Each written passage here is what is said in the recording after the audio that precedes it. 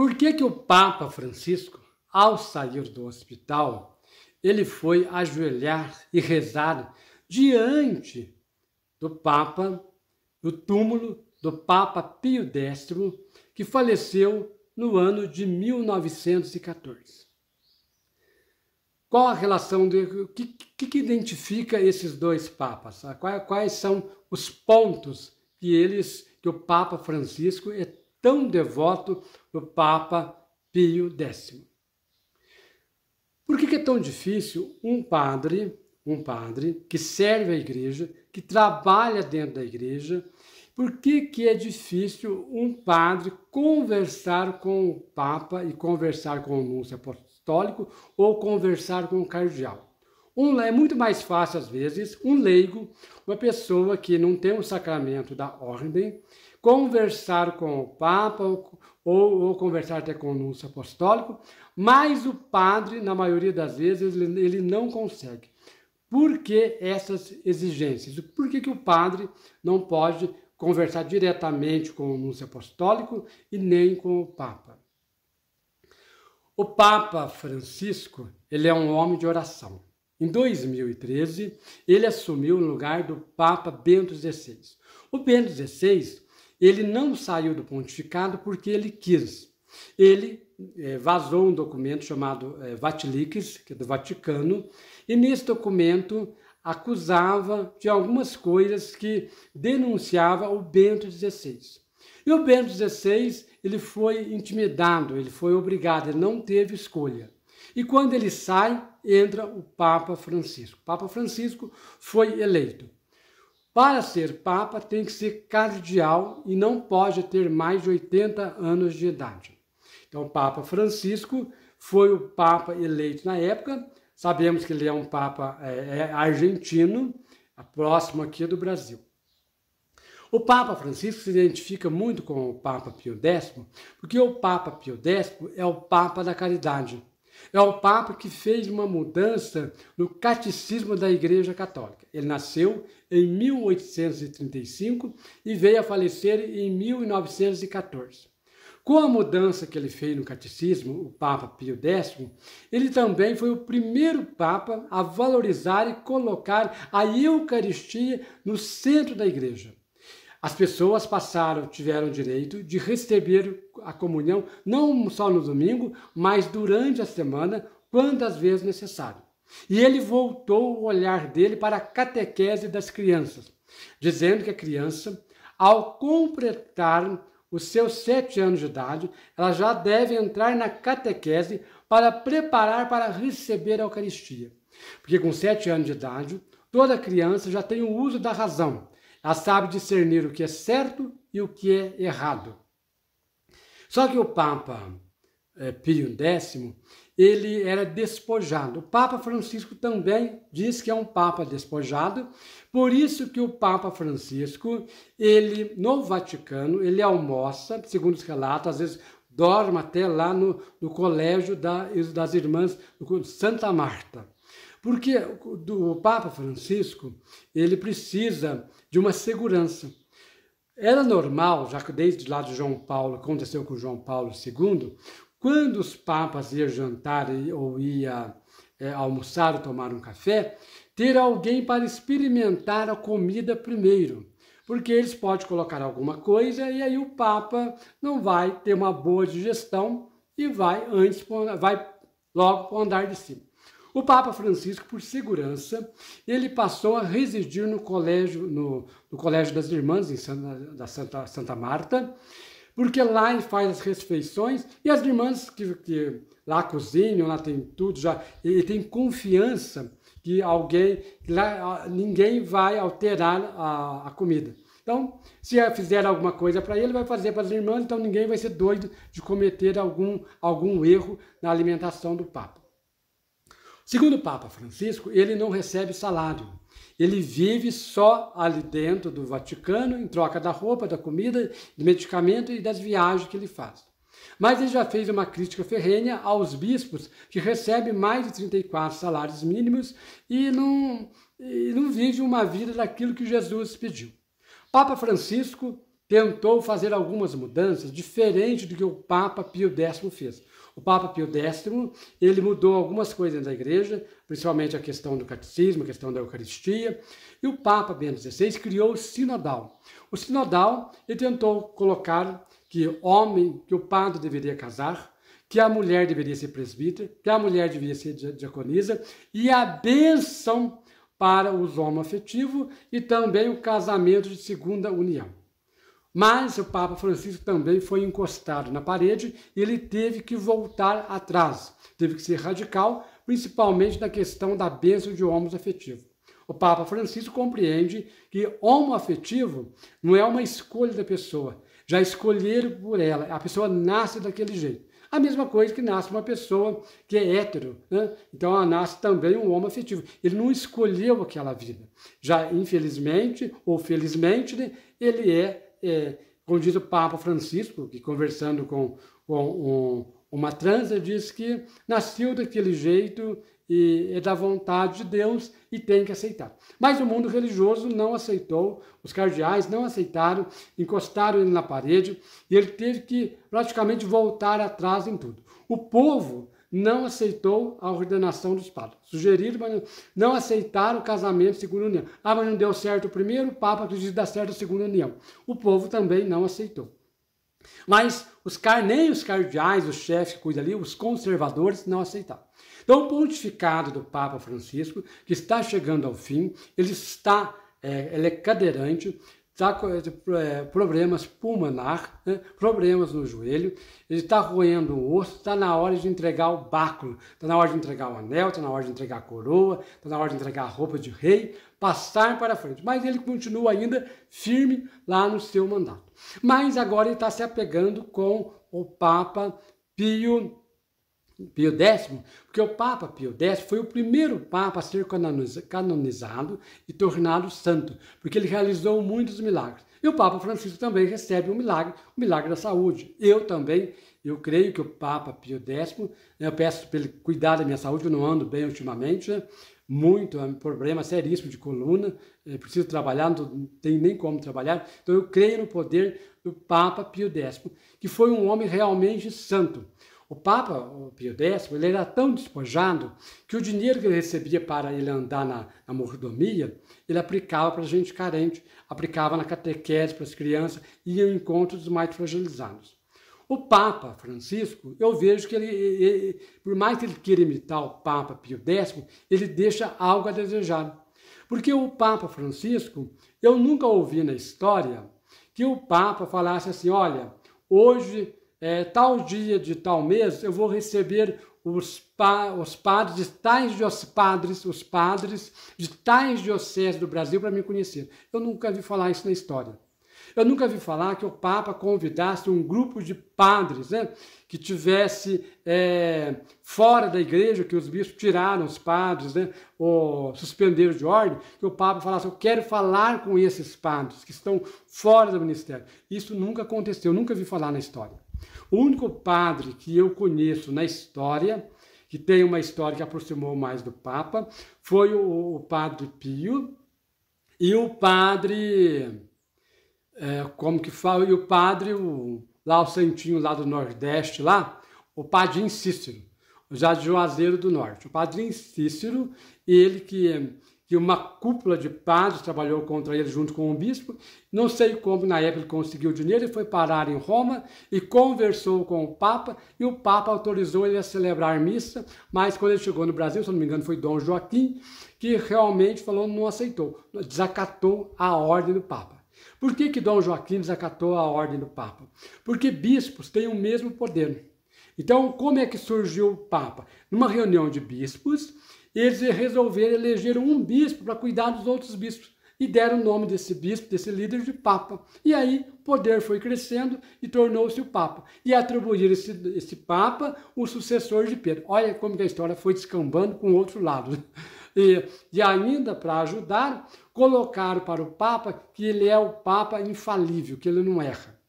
Agora, o Papa Francisco, ele no seu mandato, ele deixou muito a desejar, porque ele começou o sinodal e não terminou. Deu as ideias, mas ficou com o medo. E ele agora reza diante do túmulo de um Papa que enfrentou uma realidade na época que era difícil e que deu o resultado, que se tornou santo, porque na caridade, no amor, na justiça. Então, como que um Papa quer ser caridoso se ele não dá oportunidade nem para conhecer os seus padres? Ele só ouve bispo. Eu, por exemplo, já tentei conversar com o núncio apostólico, você não consegue. Padre não consegue conversar com o núncio apostólico. Para conversar com o núncio apostólico tem que ter autorização do bispo. Agora, o núncio apostólico é o representante do Papa no Brasil. Aconteceu qualquer coisa aqui com os bispos do Brasil, com os padres, é encaminhado para o núncio apostólico e o núncio apostólico encaminha para o Papa. Ou o bispo, quando é com o padre também, ou uma situação de padre, o próprio bispo ou o arcebispo pega aquele caso do padre e manda direto também para Roma. Escreve uma carta lá, junto com o conselho, e manda para o Papa. E o padre deve aguardar uma verificação da história que o Vaticano deve verificar. Isso aconteceu com o padre Robson em Trindade, em 2018. O Papa mandou uma equipe lá em Trindade, depois mandou novamente, porque tem uma equipe que vem verificar. Mas essas equipes às vezes ficam muito em dúvida, né? Porque você não sabe o que eles pensam, a que lado que estão, se é da direita, se é da esquerda. Infelizmente não dá para confiar muito. Ou seja, fica do jeito que o poder quer, do jeito que eles acham que deve ser a história, vai ficar. Então, o Papa Francisco, nesse pontificado dele, Padre Silvio, eu vejo que já está na hora dele entregar o mandato dele. O Papa Bento XVI teve que renunciar, ele foi obrigado a renunciar, não renunciou porque ele quis, porque o documento Vatilic entregou o Papa Bento XVI, e o Papa Bento XVI, para não ficar com a cara grande, teve que sair de fininho e entrou o Papa Francisco. E agora eu vejo que é hora do Papa, já que o Bento XVI faleceu, é hora do Papa Francisco passar o báculo, passar a coroa, passar o anel para outro, porque ele não está nada bem. Como que um homem daquelas condições vai dar conta de governar esta igreja? A gente vê que ele já não tem mais condições alguma de estar coordenando. E o Papa Francisco, por mais que ele fale que ele tem voto de pobreza, a gente sabe que ele é bem bajulado, é muitos padres ajudando, é cardeais em volta que não deixam ele conversar com as pessoas. Né? Fica difícil um homem de Deus, aonde o representante de Pedro aqui na terra, aonde as pessoas não conseguem falar com ele, e principalmente padres, né? Eu não conheço na história, então, assim, reuniões com padres, que ele falasse, então venham que eu quero conhecer a história. Porque um bispo não vai permitir que um padre que está afastado do ministério, ou padres que estão afastados do ministério, vai ter acesso, vai conversar com o Papa ou vai conversar com o núncio apostólico, porque eles vão falar a verdade. E falando a verdade, Roma vai querer investigar o caso. E aí o bispo, ele perde a oportunidade de ser um arcebispo, ele perde a oportunidade de ser nomeado cardeal, e para ser Papa, tem que ser cardeal. E o sonho, é claro que é o sonho de todos os bispos, um dia é ser cardeal, um dia é ser papa. Se aceitou ser bispo, é porque aceitou uma carreira dentro da igreja. Tem bispo bom dentro da igreja? Tem. Mas a maioria estão dentro da igreja para viver a lei e não o amor de Deus, porque Jesus fala, quem ama não precisa da lei, eles vivem a lei, e esta lei que deve conduzi-los até um pontificado a ser Papa. Creio que o Papa Francisco não vai eleger mais cardeal por causa da idade dele, mas elegeu, parece que mais de 80 cardeais, e esses cardeais que ele elegeu, é claro, que vai votar no nome que ele indicar para ser o novo Papa. Só esperamos que o novo Papa, que se siga o exemplo de Jesus ou ser devoto de Pio X, faz aquilo que Pio X fez. O amor, a caridade, instituiu a Eucaristia, valorizou a catequese das crianças, um homem santo, foi o primeiro Papa a ser canonizado santo, o Papa Pio X. E Papa Francisco, esperamos que nesse pontificado dele agora, que ele tenha a humildade agora de entregar esse pontificado dele. Porque se ele for durar mais 10 anos nas condições que ele está, vamos falar a verdade, como que vai ficar o mundo religioso? Ele não está mais em condições. Então, a humildade era um gesto que o Papa Pio X praticava. Era um homem realmente humilde, um homem santo, e que até hoje quem invoca o nome do Papa Pio X recebe milagre. Então eu espero que o próximo Papa que vier aí olhe mais para os padres, porque se tirou os padres da igreja, acabou a igreja.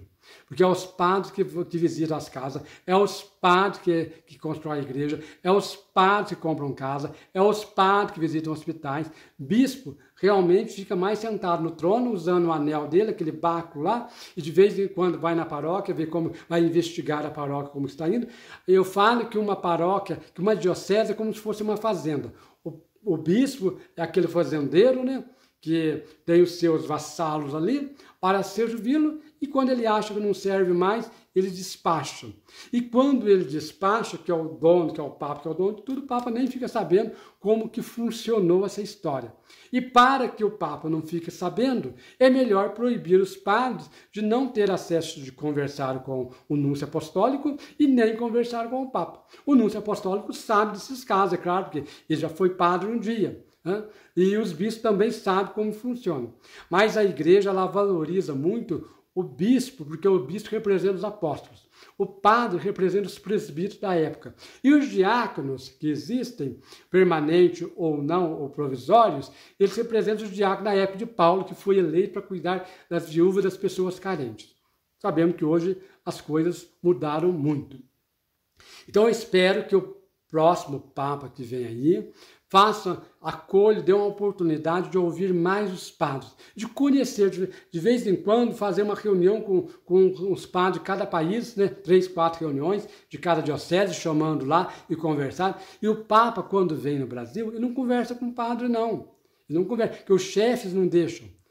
João Paulo II, quando veio, o padre Marcelo Rossi não conseguiu falar com ele. Então, gente, é uma coisa em contradição. Por isso que muitas pessoas vão deixando de frequentar as igrejas por causa dessa burocracia. E isso já fizeram com Jesus. Quando o cego de Jericó estava lá sentado gritando Jesus. E os apóstolos não deixavam aproximar. Os apóstolos também não eram santos não, hein? Muitas vezes eles eram interesseiros. E Jesus falava para os apóstolos, sai da minha frente, que eu quero falar com ele. E traga para cá. Então, o homem da mão seca, que Jesus cura também, os apóstolos não queriam. Jesus falou, vem aqui que eu vou te curar. E muitas pessoas conseguem falar com o Papa porque faz igual o cego de Jericó. Começa a pôr a boca no trombone, começa a gritar. Então, a nossa voz, muitas vezes, chega até o Papa quando nós começamos a falar a verdade. Agora, o núncio apostólico, ele é um protetor dos bispos dentro do Brasil. Então, o núncio apostólico, ele não vai ficar contra um bispo no Brasil, ele vai ficar a favor. Então, o padre não vai mesmo conseguir falar. Então, e é o bispo que faz essa intermediação do padre conversar ou com o Papa ou conversar com o núncio apostólico, né? Senão ele não consegue conversar, porque o bispo tem poder. Papa, cardeal, bispos, arcebispos, todos são bispos, né? Tudo usa anel grande no dedo, usa sei que tem, mas sei que tem aí, e essa turma é tudo junto, né? Então, um ouve o outro e estão sempre em reunião, e ali um é amiguinho do outro, né? Então é muito difícil você entrar. Diferente de padre. Padre não é unido, padre é tudo desunido. Né? Padre é uma confusão danada. Né? E às vezes o chefe dos padres, que é o bispo, em vez de trabalhar a unidade, às vezes o papel dele às vezes é desunir. Já conheci muito bispo que ele desune as pessoas. Né? Ele faz fofoca de um, faz fofoca do outro, faz isso, faz aquilo. Enquanto ele não faz uma discórdia mesmo na diocese dele, ele não sossega. Né? E fica quem manda é o bispo, acabou e pronto. Né? É a hierarquia, né, gente? Infelizmente, a igreja funciona nesse estilo. Quer conhecer a igreja? Passa a fazer parte dentro dos movimentos da igreja, passa a frequentar a casa paroquial, passa a frequentar a sacristia, que você vai conhecer como é que funciona isso, essa linha, essa embramada toda de linha, que acaba tudo dando nó, e o negócio não anda para frente. Então, que o novo Papa seja acolhedor, acolha mais os padres e que viva exemplo de muitos papas que foram santos, né? E que vivam mais na simplicidade e que vivam muito mais em oração. Sou o Padre Silvio Faria, faça o seu comentário se você gostou do vídeo ou não. A irmã Maria manda um abraço para vocês. Deus abençoe, deixe um like, se inscreva, compartilhe o vídeo e toque o sininho para ajudar o meu programa aqui do Padre Silvio Faria. Beijos, abraços e até mais. Fiquem com Deus.